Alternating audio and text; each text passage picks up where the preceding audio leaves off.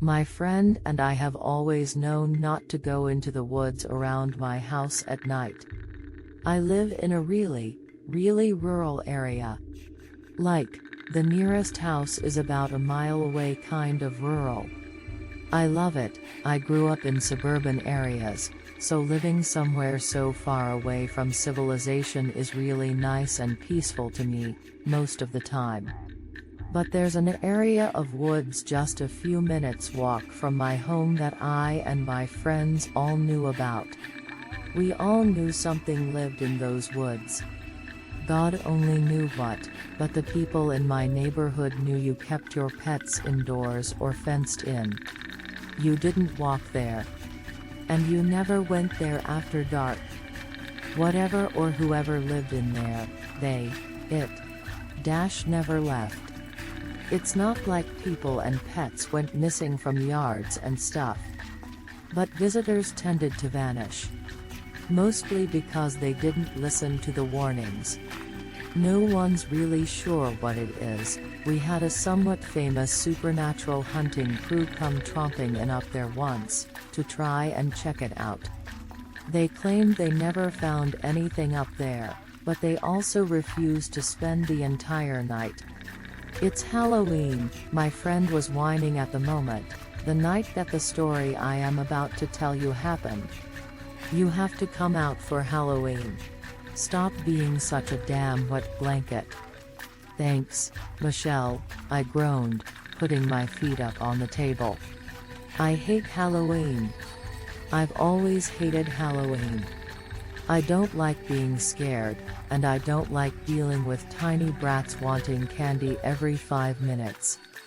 I just wanted to put my feet up, watch stupid comedies or something on Netflix, and relax.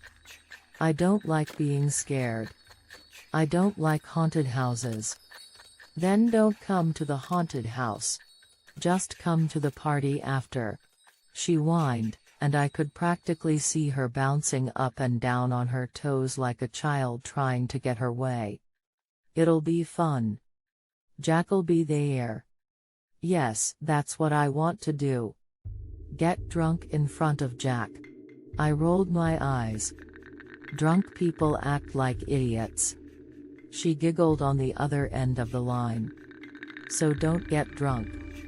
Have you ever actually gotten shit-faced? Well, no. I had never. I didn't see the appeal of it, personally. Why would you want to get so damn drunk that you did God knew what, and then couldn't remember it the next day? Why would you want to end up with a massive migraine? I just didn't see how it was fun. Well, I bit my lip. Maybe it would be fun, if I was careful. I was always careful, if I didn't actually get drunk maybe, I said. Great, perfect.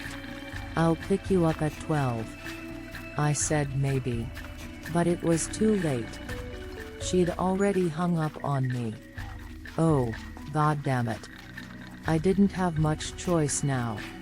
Either I got ready to go, or she dragged me out in my PJs. Groaning, I dragged myself upright and forced myself to put something sexy on. Despite my dislike of the holiday, I did my best to be fun. And flirty? I was midway through putting my makeup on when she knocked on my front door. Hold on, Michelle, I'm almost ready, okay? I called back, irritably. Hurry up. It's really cold out here. Brat.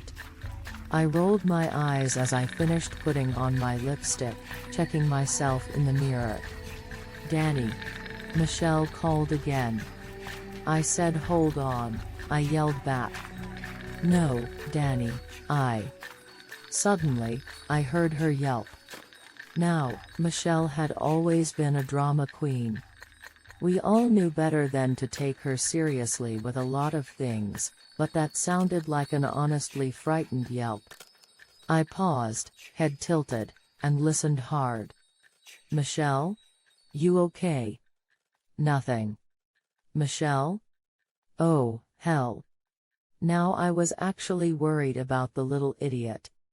Michelle, if you saw a goddamn snake. Danny. Her voice was scared and breathless, and when I opened the door she grabbed my arm hard. Danny, there's a guy out here. He was in the woods, just by your house. Michelle, there's no guy by the house. And even if there was, it's Halloween. People are trying to be creepy. I didn't want to let her know that she was seriously freaking me out, too. Hell, for all I knew it was her intention. For all I knew, this was a stupid prank. Let's just go, okay? She was still clinging to my arm, and nodded quickly, all but dragging me to the car with her by it. I staggered behind, catching myself on the trunk of her car. No one's there, Michelle. Calm down. I swear, I saw she cut herself off, lips thinning. Can we just go? The party was everything I thought it would be. That is, boring and stressful. I don't like, and never actually liked, parties. Jake had barely noticed me in favor of the girl in the bee costume that I didn't know, and I use the word costume supremely loosely. I use the word clothing loosely, for that matter. I was pretty sure I could see her ass. But, also as I'd predicted, Michelle was plastered within the first 20 minutes, and an hour later I was dragging her drooling ass out the front door as her designated driver. She was loopy and giggling and, God, drunk people are irritating. But I loved her, so I rolled my eyes, smirked, and tolerated it. Michelle may be an idiot, but she's one of my dearest friends, and really, I didn't mind. Once I got her back to my place, she'd just pass out in the guest bedroom and I could go through with my original plans of watching Netflix and relaxing for the rest of the evening. But when I pulled her out of the car, I saw it. Around the corner of my house, in the spot where shadows met light, a figure, moving. I blinked in confusion, figuring Michelle had gotten me paranoid and jumping at shadows. And like I said, it was Halloween. If anyone was there, it was probably some stupid kid trying to spook me. Hey! Get out of here! I barked, as I walked Michelle up to my front door slowly. This is private property. There was no reply. Something in the pit of my stomach lurched. Something isn't right, my instincts told me. Don't go inside. Don't go any closer. I stopped in my tracks, frozen like a startled, spooked deer. I didn't know what to do. I didn't want to call the cops, mostly because I had nothing to call for. What was I going to say? Oh no, officer, someone spooked me on Halloween, the holiday of spooks. But my mind and gut were screaming at me that something was just wrong. I shifted to take a step back towards the car. Michelle, I need you to pay attention to what I'm about to say. I think someone's. Her scream cut me off and sliced the air like a knife through butter. My ears ringing, I nearly dropped her. I staggered, trying to figure out what was going on, but I didn't get the chance. We got hit from the side before I got my head on straight. Someone big, a man, wearing a clown mask. He was huge and heavy, and I couldn't get him off me. My brain had stopped working on a conscious level, I was in pure fight or flight mode. There was an enormous, powerful man on top of me, and I could see the glint of a knife in his hand. Oh, God, I'm going to die, I thought, hysterically, after my brain kicked back in. I'm going to die in a slutty outfit after a Halloween party, like a stupid B-movie victim. He was bigger than me, stronger than me, and I could feel myself losing the struggle. And then there was a thud and he fell off, leaving Michelle standing there, wild-eyed and breathing fast and hard, holding a flashlight from her car. Did I kill him?" she asked, then leaned over and puked immediately. I struggled to my feet. We weren't that lucky. She hadn't even knocked him unconscious. He was getting to his feet, moaning. No, Michelle, we need to run. Can you run?" I grabbed at her, grabbing her arm and trying to tug her along behind me. "Hell, yes, I can run," she snapped. "I'm drunk, not crippled. It's funny how fear and adrenaline will sober a person right the hell up." I could hear the attacker breathing hard right behind us as we bolted, his heavy footsteps not far behind, and I could tell he was gaining. Michelle could move, but she wasn't in her prime, and I had never been athletic. Fear can only carry you so far. It can only do so much. We didn't have anywhere we could run. I told you already, I live in the middle of nowhere. There was no chance we'd get to a neighbor before he caught us, and even if we did, no certainty we wouldn't end up shot by a redneck with a tendency to shoot first and ask questions later. Dead by crazy masked man, or dead by redneck, either way, not my idea of fun.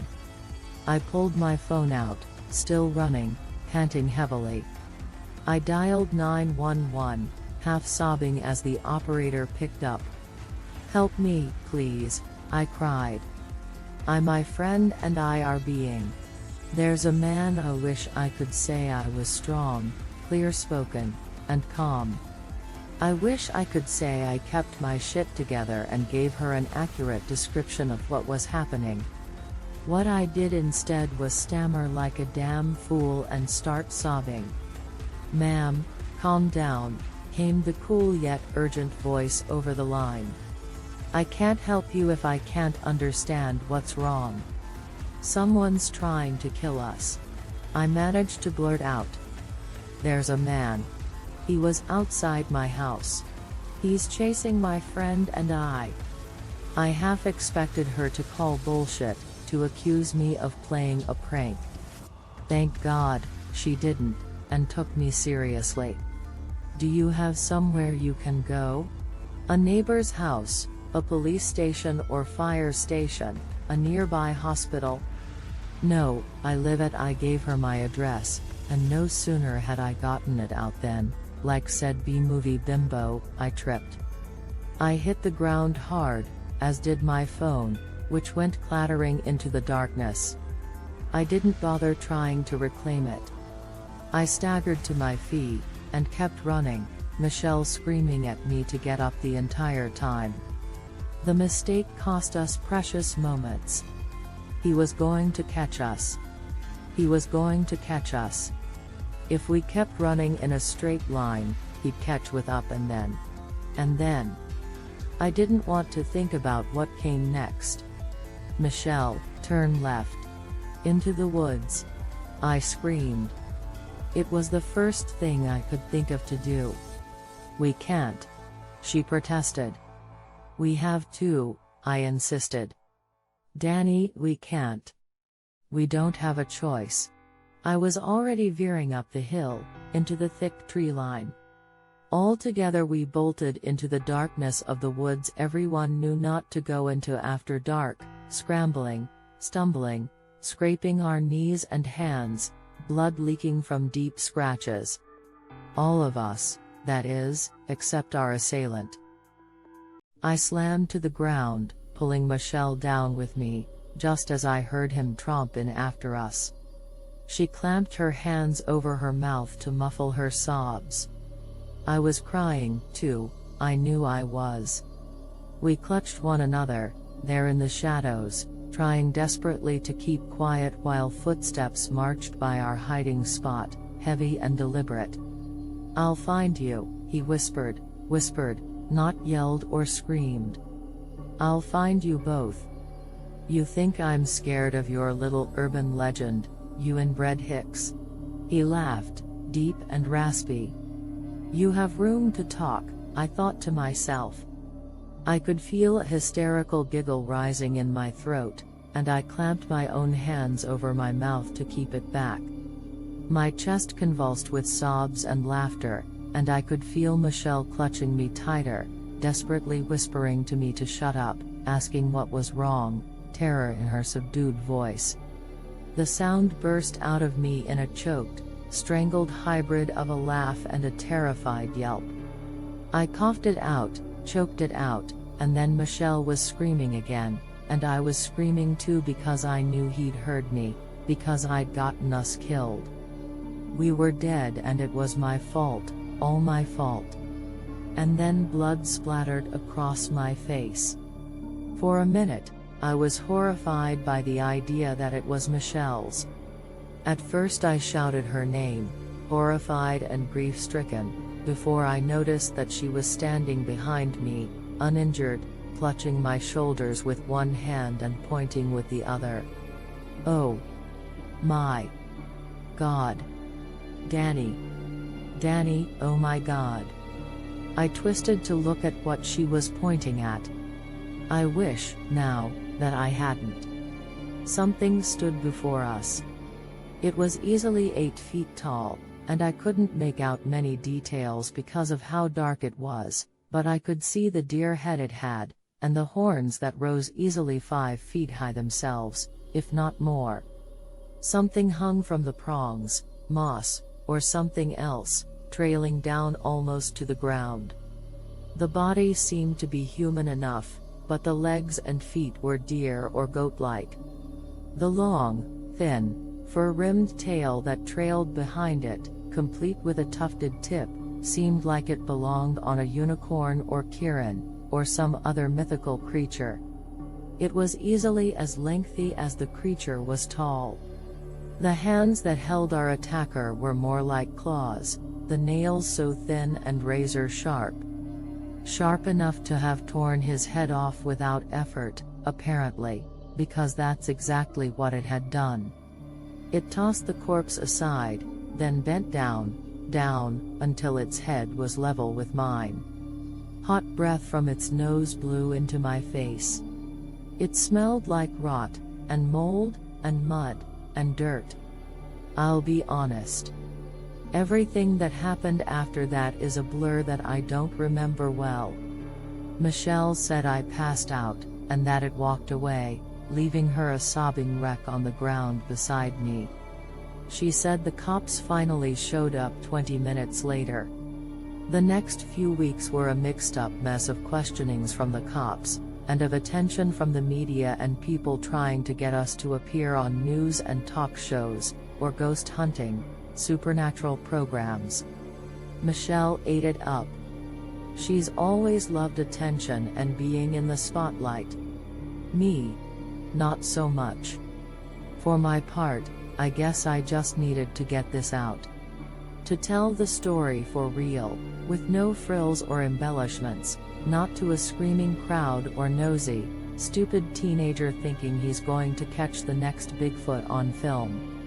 My friend and I have always known not to go into the woods around my house at night. But now I go, once a month, every month, and whisper a word of thanks to the empty air. And sometimes, just sometimes, I think I hear laughter in reply.